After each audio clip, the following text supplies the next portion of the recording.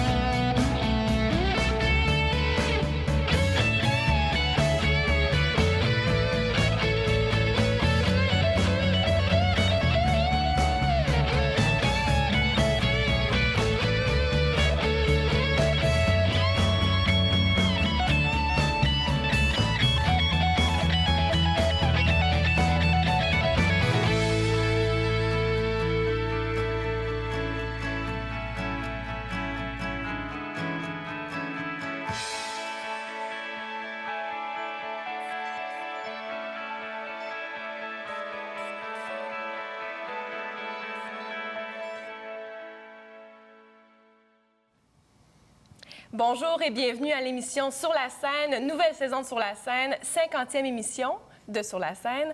Aujourd'hui, on a une émission fort divertissante à vous proposer.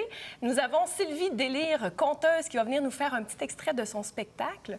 Aussi, François Jobin, écrivain, qui vient nous présenter son nouveau livre qui est tout chaud, là, fraîchement sorti depuis un mois. Et nous commençons l'émission avec M. Alexandre Gélina, qui est directeur général du Théâtre du Patriote, qui nous accueille aujourd'hui dans son théâtre pour le tournage de l'émission. Bonjour, Alexandre. Bonjour, Stéphanie. Merci d'être avec nous. Bien, ça me fait plaisir. Donc, une saison 2015 qui se poursuit. Oui, on a commencé ça au printemps avec Jean-Pierre Ferland, qui est venu ouvrir la saison. Qui est sorti de sa retraite pour la énième juste fois. Pour nous autres. Juste pour le temps. Non, juste pour nous autres. Puis, mais je pense qu'on lui a donné le goût parce qu'il veut peut-être revenir faire des spectacles. Enfin. Mais oui, ça a été une très belle saison de printemps, un bel été aussi. Et puis là, c'est reparti jusqu'au 5 décembre avec notre saison d'automne. Oui, parce que le théâtre ferme de décembre à mars. Pour l'hiver. Oui, pour l'hiver, ça nous donne un petit temps d'arrêt. On regarde, on fait un peu de réno, on replace notre prochaine saison. C'est ça. Donc, on va repartir ça le 9 avril avec Clémence Desrochers. Ah, quand même. Une autre habituée de la maison. Oui, il y a beaucoup de grands noms là, qui passent au Patriote depuis plusieurs années. Pourquoi?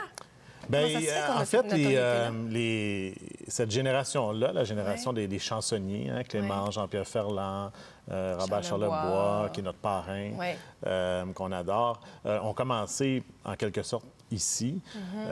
Et puis, ils aiment y revenir parce qu'ils se rappellent des souvenirs. Puis, le public est toujours fidèle au rendez-vous aussi. Oui, le public est là. Oui. Les gens aiment le lieu, ils sentent qu'il y a une âme ici aussi. Moi, je dis toujours qu'il y a des fantômes, mais... Bien, dans tous les théâtres, il y a des fantômes. Dans tous les théâtres. Il ne faut pas faire peur au monde avec ça. Non. Ils sont gentils. Et là, on discutait tantôt, vous me parliez de cabaret, de boîte à chansons, tout ça. On développe ça de plus en plus au Patriote. Ouais, qu'est-ce que c'est? Ça, c'est une de nos priorités qu'on s'est donnée. C'est la deuxième année. On a développé, en fait, le lobby du théâtre. Maintenant, c'est la boîte à chansons. C'est la scène des Jardins. Donc, avec la collaboration de la Caisse populaire des Jardins de Sainte-Agathe, on a développé un lieu en formule cabaret d'une capacité de 120 personnes à peu près. Donc, très intimiste. Très intimiste. Et ça nous donne la chance aussi de présenter des spectacles de la relève, mais aussi d'artistes, justement, où leur spectacle s'y prête mieux en formule plus intime. Donc, Tire le Coyote, cette année, Philippe B., Jérôme Charlebois, Victor Wainwright en blues, là, ça, c'est un autre créneau qu'on veut développer. Des spectacles qui n'auraient pas été possibles dans la grande salle, puis qui s'y prêtaient moins. Donc, avec cette nouvelle scène-là, on veut vraiment développer ce... Donc, c'est vraiment acoustique, très peu de musiciens sur scène. C'est vraiment un rapport privilégié avec l'artiste. Absolument, c'est très, très proche. L'an passé, on a eu Alex Nevsky, ça a été magique comme soirée. Donc, on invite les gens à venir découvrir ce nouveau lieu de diffusion qui nous permet aussi de présenter plus de spectacles. Donc, une activité économique supplémentaire à Sainte-Agathe-des-Monts. Donc, si on veut savoir ce qui s'en vient au Théâtre du Patriote, il y a un site Internet, je présume? Théâtrepatriote.com, page Facebook. Pour connaître les prochains spectacles, puis un peu savoir ce qui se passe, le moyen privilégié, c'est l'infolettre. Les gens qui sont... abonnés à notre infolettre reçoivent l'information en premier. En fait, nos abonnés en premier, parce qu'on en a de plus en plus. Nos abonnements sont en constante progression. Et puis, on reçoit l'infolettre comme ça, une fois par 6 semaines à peu près, puis on découvre les prochains spectacles. Mais sinon, on consulte notre site Internet. Donc, là, les prochains à venir, là, qu'est-ce qui s'en vient? Bien, on a Ariane Moffat qui s'en vient en chanson. Wow. On a en chanson Ariane, Jacques Michel aussi, un grand retour sur scène pour Jacques Michel. On a vraiment hâte de l'accueillir. Ouais. En humour, bon, les Philippe Bande, Laurent Paquin, Jérémy Demé. On a de la musique aussi, l'opéra avec Giorgia Fumanti qui vient aussi.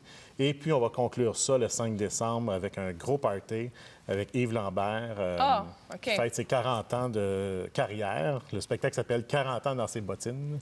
Alors, c'est une présentation du groupe Sutton Humania de Sainte-Agathe-des-Monts. Je le dis parce que c'est important. On a des commanditaires, des partenaires qui nous permettent de présenter une saison. Qui s'impliquent dans la culture régionale. Oui, c'est ça. Et de plus en plus, les entreprises acceptent et sont d'accord à supporter une salle. C'est encourageant. Vraiment. Oui, parce qu'on en a besoin aussi. Bien, merci beaucoup, M. Gélinas, de votre terminé. C'est déjà terminé? Mon Dieu, c'est tout le temps qu'on avait. Merci beaucoup. Puis on vous souhaite une belle saison 2015 et un bon début de saison 2016 merci aux m'avoir Patriotes. invité, puis bonne saison à vous aussi. Merci beaucoup. Donc, restez là parce que tout de suite après la pause, Sylvie Délire, conteuse, nous fait un extrait de son prochain spectacle. Vous ne voulez pas manquer ça.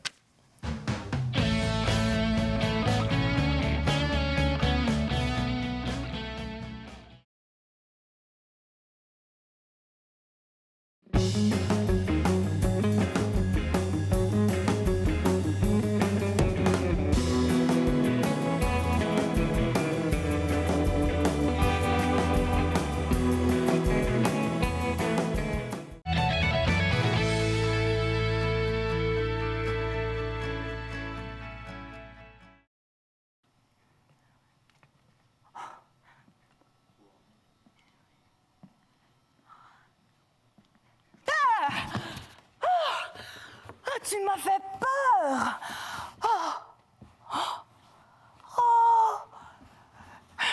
Un épouvantail! Oh, mais tu trembles! Tu parles? Qu'est-ce que tu dis? Tu as eu peur, toi aussi? Oh, je suis vraiment désolée, mais je te jure, hein, je suis vraiment pas méchante. Mais dis-moi, qu'est-ce que tu fais ici tout seul? Tu t'ennuies? Mais t'as pas d'amis? Non, parce que tu fais peur à tout le monde. Pourtant, t'as vraiment pas l'air vilain. Comment? Ah oui, je comprends. C'est ton métier. Tu dois faire peur aux oiseaux.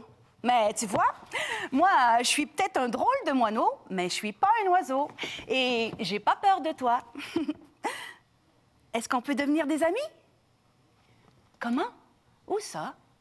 Devant moi? Ah! Oh, un tas d'épouvantables épouvantails! Hein? Qu'est-ce que tu dis? Oh! Des enfants! Comment? Ah oui! Des parents! Bonjour! Excusez-moi, mais vous m'avez vraiment fait peur. Oh! Mais j'y pense! Si vous êtes là, c'est pour vous faire raconter une histoire. Toi aussi?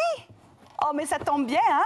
Parce que j'en ai tout plein de nouvelles super cric-crac-croc à raconter. Mais avant de commencer, comment tu t'appelles? Fridolin. Oh, c'est un joli nom. Moi? Ah, attendez, je me présente. Je m'appelle Sylvie Délire. Devinez quoi, moi, j'adore lire. Je lis partout, c'est complètement fou. Mais ce que j'aime par-dessus tout, c'est raconter des histoires. Le matin, le midi, même le soir. Des histoires qui font rire, des histoires qui font frémir. D'autres avec des animaux, des princesses, des crapauds, des sorcières et des lutins. Des histoires, j'en connais plein. Aujourd'hui, mes chers amis, je vous demande de rester bien assis et écoutez bien ce qui suit. Zip! Chut! Je pige une histoire dans ma mémoire.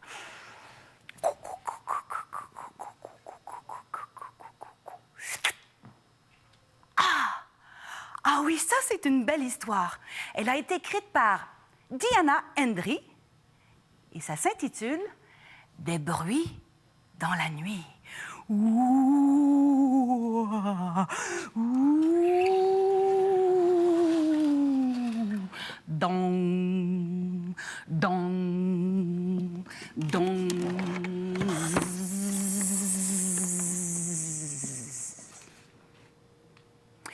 Il fait nuit noire.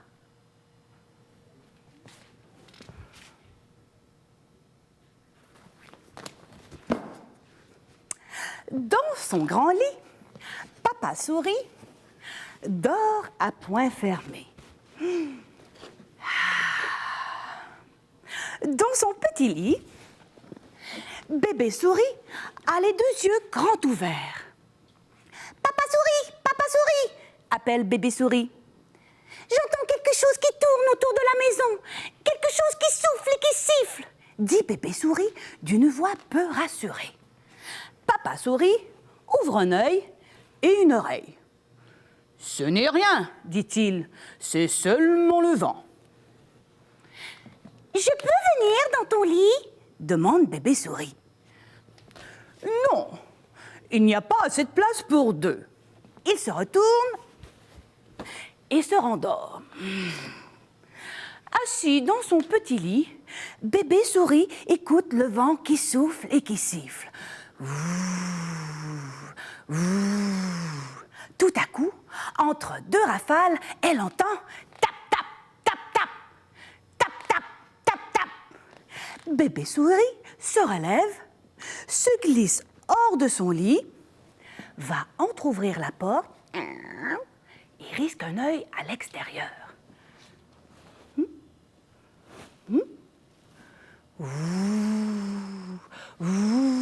Fait le vent, mais il n'y a personne dehors. « Papa Souris !» dit Bébé Souris. « J'entends des coups, il y a peut-être un voleur sur le toit. » Papa Souris se lève et ouvre le rideau. « Ce n'est rien, dit-il, c'est seulement une branche qui cogne contre la vitre. » Puis, il se recouche. « Papa Souris, je peux venir dans ton lit ?» demande encore une fois Bébé Souris. « Non, tu gigotes tout le temps. » Oh. Assis dans son petit lit, Bébé Souris écoute le vent qui souffle et qui siffle. La branche qui cogne contre la vitre. Tap, tap, tap, tap. Tout à coup, quelqu'un crie. Ouh, ouh, ouh, ouh, ouh, ouh. Bébé Souris se relève. Elle regarde en dessous de son lit. Rien. Elle va voir dans l'armoire. Rien. Elle a très peur. Papa Souris, on dirait qu'il y a un fantôme dans la maison. Il me cherche, il m'appelle. Écoute. Ouh, ouh, ouh, ouh. Papa Souris soupire, s'assoit dans son lit et tend l'oreille. Ce n'est rien, dit-il. C'est seulement un hibou. Il ne dort pas, lui non plus. Rendors-toi maintenant. Mais je peux venir dans ton lit, dis. Non, tu as toujours les pattes froides. Il se recouche et tire la couverture par-dessus ses oreilles. Assis dans son petit lit, Bébé Souris écoute le vent qui souffle et qui siffle. La branche qui cogne contre la vitre. Tap, tap, tap, tap. Le hibou qui ulule. Ouh, ouh, ouh, ouh. Soudain, elle se relève. Oh, mais qu'est-ce que c'est que ce bruit-là? Oh, Papa Souris, on dirait qu'il pleut dans la maison. Écoute. Plic, ploc, plic, ploc, plic, ploc. Papa Souris se relève. Il va entrouvrir la porte. Silence, le vent, ordonne-t-il. Silence, la branche. Silence, hibou. Mais c'est comme s'il n'avait rien dit. Il se dirige dans la cuisine. Silence, les gouttes d'eau. Et il ferme le robinet très fort. Puis, il retourne se coucher. Assis dans son petit lit, Bébé Souris écoute le vent qui souffle et qui siffle, la branche qui cogne contre la vitre, le hibou qui ulule. Puis, au bout d'un moment, comme ses yeux allaient se fermer, elle entend...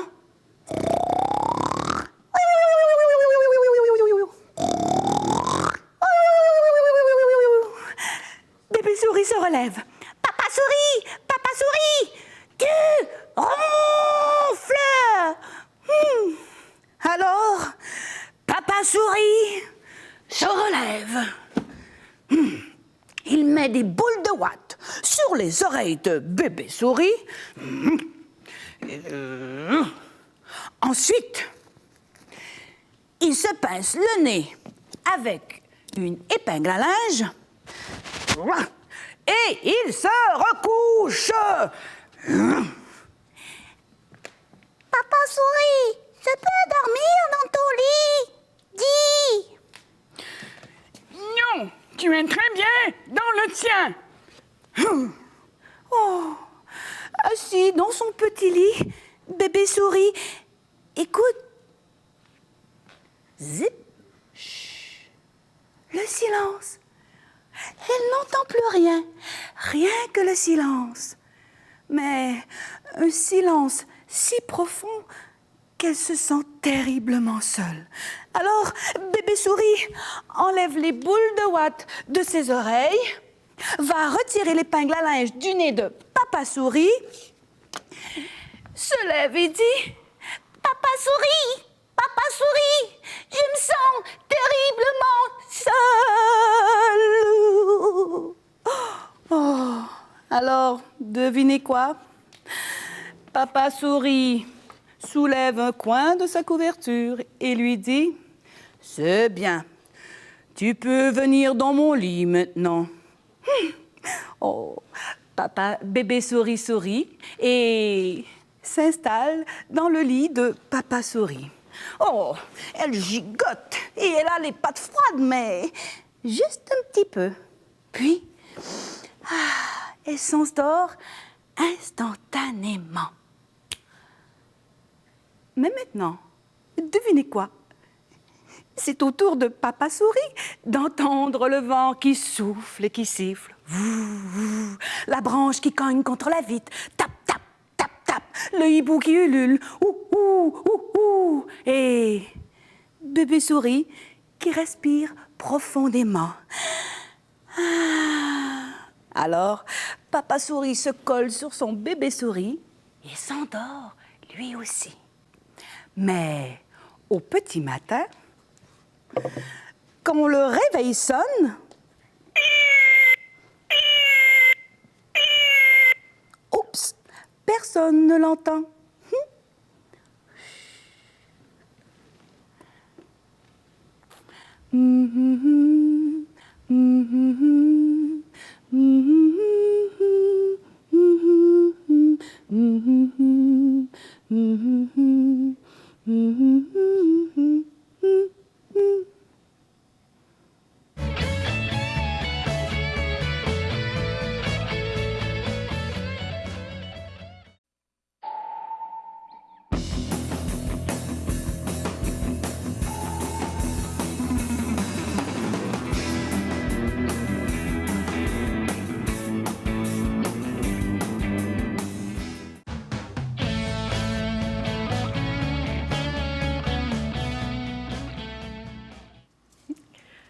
De retour à Sur la scène avec notre invitée Sylvie Desrosiers, alias Sylvie Délire conteuse. Bonjour Sylvie. Bonjour Stéphanie. Belle prestation. C'est un court extrait de ton spectacle Histoire et frissons d'automne, c'est oui. ça? En fait, Histoire et frissons d'automne, je raconte 3 histoires. Oui. Ça, c'était une des 3 histoires. J'ai une histoire avec Lily Touchatou qui rentre dans une maison de sorcières et qui lui arrive toutes sortes de choses bizarres. Et j'ai l'histoire avec le loup du Bois-Joli, avec les petits amis qui sont ici, qui accompagnent... Qui te suivent partout, tout le temps. Pour l'automne. Parce que pour Noël, on a d'autres petits amis. Un autre thématique. Un autre univers, oui. Donc, Sylvie, tu es cofondatrice de la compagnie théâtrale Flashboom et Patatras. Donc, depuis 18 ans, c'est ça? Oui, on a depuis 1998.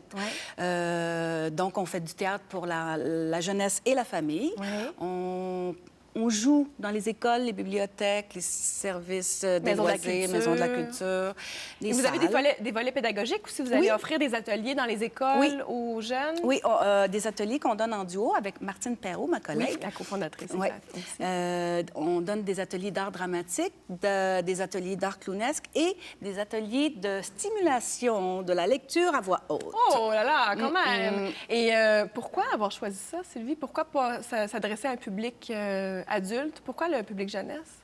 C'est le plus beau public. Ouais. Je sais pas, j'ai toujours travaillé avec les jeunes, puis c'est le plaisir de leur raconter et de les émerveiller à travers les histoires, de les voir les yeux briller, d'avoir peur, c'est spontané. Donc, en même temps, c'est un public difficile. Il faut que tu sois honnête, il faut que tu sois vrai pour que ce public te croit, parce que sinon, ils n'embarquent pas. C'est ça, s'ils ne sentent pas, ils démasquent assez rapidement. Oui, assez rapidement. Oui, il faut être sensible. Ouais. Et là, volet conte, donc ça fait 2-3 ans, c'est ça? En fait, je raconte depuis longtemps, mais quand ma fille était jeune, j'allais dans sa classe au primaire, puis je racontais toutes sortes d'histoires de loups-garous, de sorcières, j'aimais ça. Puis ça passait bien. Là, l'an passé, c'est comme vraiment me définir comme conteuse, avoir une thématique. J'ai rajouté les rideaux, le paravent. Je travaille avec un peu plus de décor du visuel, comment on dit? Donc, scénique. Ouais. Mais toujours en restant le plus possible dans le 2D, ouais, pour pas que ça devienne une pièce de théâtre. Alors, c'est l'équilibre entre la conteuse, devenir personnage, revenir narratrice et tout ça. Et c'est un plaisir fou pour moi de raconter des histoires. J'aime ça. Mon idole était Fanfreluche, étant quand même, oui. Puis, on ne se fera pas de cachette, là, j'ai eu la chance de partager les planches à la LLI avec toi. Oui. Donc, improvisatrice hors pair, je vais vous dire, vraiment, j'ai beaucoup d'admiration pour toi, Sylvie. Imagination débridée. Et là, qu'est-ce qui s'en vient là, dans les projets là, dans les prochaines semaines, prochains mois? Sylvie Délire. Sylvie Délire, c'est toujours Contes et frissons d'automne que je présente dans des écoles, dans des services, des loisirs. J'ai des histoires de sorcières aussi, avec un spectacle de théâtre de sorcières. C'est Visite abracadabrante de deux sorcières. On peut voir ça où? On va passer au théâtre du... on va passer au Patriote le 1er novembre, spectacle en matinée à 10 h. Ouais. Et ensuite de ça, on change d'univers, on s'en va dans la magie de Noël. Toujours avec Sylvie Délire, 3 nouvelles histoires. Et puis, on va être au Patriote le 13 décembre. On va être, moi et mes personnages. Est-ce que c'est au Marais ou au Patriote? Ah oui, excusez. Le 13 décembre, c'est au Théâtre du Marais à 11 h. À 11 h. Sylvie Délire, la magie de Noël. Donc, on invite à acheter en ligne, de se rendre au théâtre. Est-ce que c'est déjà en vente?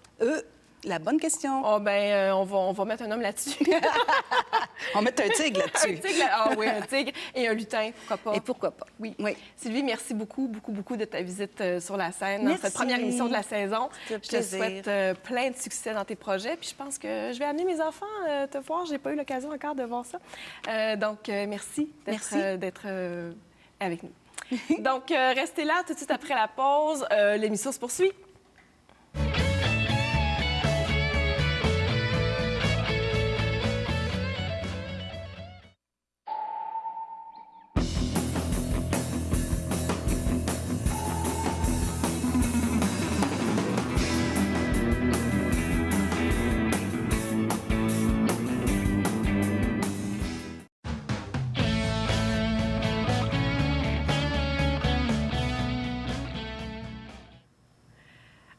Avec notre invité, M. François Jobin. François Jobin qui a été réalisateur, qui a touché au documentaire et qui est comédien aussi, mais qui est maintenant rendu écrivain et qui vient nous présenter son 5e livre. Bonjour, M. Jobin. Bonjour. Très contente que vous soyez avec nous à l'émission. Très heureux d'être ici. Donc, M. Jobin, un bébé tout chaud qui sort. Oui, c'est sorti au début septembre, au début septembre, oui. Ouais. Et ça a été un accouchement difficile pour celui-ci? Pas vraiment. Les accouchements sont généralement assez... je veux dire, Dieu a dit qu'à un moment donné, vous accoucherez dans la douleur. Bon, c'est toujours un peu douloureux, mais bon, on s'y fait. Oui. Pourquoi douloureux? Ben, c'est que des fois, on dit des choses qui sont pas faciles à dire. Je veux dire, un auteur, par définition, ça manque un peu de pudeur, mais il y a toujours l'amour-propre qui joue. Il faut parfois se faire violence, comme un comédien, d'ailleurs, doit se faire violence quand il interprète un rôle d'un personnage odieux ou plus que pas sympathique, là, un personnage qui serait raciste, par exemple, ou quelque chose comme ça. C'est toujours difficile parce qu'il faut aller chercher à l'intérieur de soi ce sentiment-là. Puis quand on le découvre, on se dit « Oh, j'ai ça en moi. » Est-ce qu'on s'auto-censure en tant qu'écrivain? Est-ce qu'on peut se permettre de se censurer soi-même? Bien, on ne devrait pas le faire, mais je pense que la tentation de le faire est toujours assez grande. Ce que je vise personnellement, c'est d'écrire le plus vrai possible, avec tout ce que ça suppose, d'impudeur. De noirceur. De noirceur, mais par contre, je veux dire, il y a aussi le côté, comment dirais-je, l'auteur qui écrit ce qu'il aimerait être. Alors, ça donne des fois des bons résultats. J'espère que c'est le cas dans celui-ci. Donc, celui-là, L'odeur des vieux papiers, qui est paru à l'étage, donc une division de la courte échelle, exactement, donc une division pour adultes, en fait. Ça parle de quoi? Bien, ça parle d'un problème fondamental pour la plupart des êtres humains, c'est la mort. Mais surtout, la mort... Est-ce qu'elle est définitive? Est-ce qu'on se termine puis c'est fini? Ou s'il y a quelque chose après? Alors, c'est un peu un dialogue, pas vraiment un dialogue, c'est un roman à deux voix. La voix d'un fils qui a perdu son père et la voix du père qui se retrouve dans une espèce de no man's land, dans ce qu'on pourrait appeler, si vous voulez, l'après-vie ou l'au-delà, et qui se demande où est-ce qu'il est, puis qu'est-ce qu'il fait là, s'il va rencontrer des gens qu'il connaît, des âmes qu'il a connus. Et puis le fils qui, lui, explore la vie de son père à travers cette boîte que tous les hommes ou toutes les personnes ont, cette boîte de souvenirs dans laquelle on garde les choses les plus précieuses qui vont d'un coquillage qu'on a pu ramasser sur la plage jusqu'à la première lettre d'amour, le premier contrat à la télévision pour un auteur, pour un animateur. Alors, dans ce cas-ci, c'est le narrateur, c'est-à-dire le père du narrateur, est un annonceur de télévision qui a eu une grande carrière, un annonceur de radio d'abord et de télévision ensuite, qui a eu une grande carrière, qui était un être connu. Et là, son fils va redécouvrir la personne privée à travers ces souvenirs-là. Donc, alors, le fils qui redécouvre le père, mais sous un autre angle, complètement. Sous un autre angle, oui. Qu'est-ce que vous a inspiré ça, M. Jobin? Bien, c'est parce qu'il y a 3 ans, j'ai perdu moi-même mon père, avec qui j'étais assez proche. Surtout vers la fin de sa vie, parce que lui, il vivait à Montréal, moi, je vivais dans les Basses-Laurentides, et je l'ai amené dans les Basses-Laurentides, à son corps défendant d'ailleurs. Mais à partir du moment où il est arrivé dans les Basses-Laurentides, il vivait à peu près à 4 km de chez nous. Donc, j'allais le voir très souvent parce qu'à cette époque-là, j'étais réalisateur. Donc, je travaillais beaucoup de chez moi, puis mon horaire était très flexible. Alors, j'allais le voir presque tous les jours, finalement. Donc, ça a été une proximité enfin, et c'est ce qui vous a inspiré un peu ce Oui, ça m'a inspiré. Puis ça m'a permis, en même temps, de faire mon deuil. Bien que je... Bien que c'est pas une thérapie. C'est pas une thérapie, pas du tout. Là. Si je veux être thérapisé, je vais aller voir un thérapeute. Je vous remercie beaucoup de votre visite. C'est déjà terminé pour l'entrevue. Donc, je vous invite vraiment à aller à vous procurer ce livre-là dans toutes les librairies. Il est maintenant disponible. Un excellent livre. Merci infiniment, M. Jobin, de votre visite. Tout le plaisir est pour moi. Ça sera pour une prochaine rencontre avec plaisir. On se remet ça. Donc, c'est ce qui conclut notre émission de Sur la scène, notre 50e émission de Sur la scène. Donc, j'espère que vous avez apprécié. Je vous invite à aller sur notre page Facebook pour y placer des commentaires, des questions, ou si vous voulez participer en tant qu'artisan ou artiste à l'émission. Vos commentaires sont toujours appréciés. Donc, je vous laisse et je vous dis à très bientôt. Donc, prochaine émission. Bonne fin de journée. Merci, au revoir.